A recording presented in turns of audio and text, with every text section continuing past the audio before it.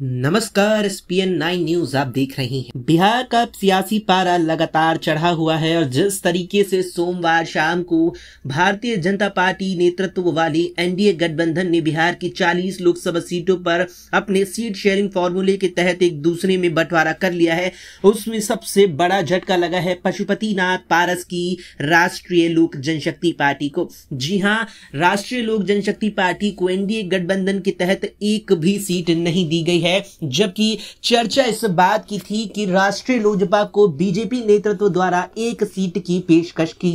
गई। लेकिन अब यहां पर जो फॉर्मूला निकलकर सामने आया उसने हर किसी को चौंका दिया और सबसे बड़ा झटका पशुपति पारस को दे दिया, जहां उनके खाते में एक भी सीट नहीं आई। बताते चले कि 2019 के आम चुनावों में लोक जनशक्ति पार्टी ने 6 लोकसभा सीटों पर चुनाव लड़कर जीत हासिल की थी, लेकिन उस वक्त पार्टी के प्रमुख और मुखिया रहे रामविलास पासवान का 2020 में जब निधन हुआ तो उनके भाई पशुपति पारस और बेटे चिराग पासवान के बीच विवाद हो गया, जिसके चलते पशुपति पारस पार्टी से अलग हो गए और अपने साथ 4 सांसद भी ले गए, जिसके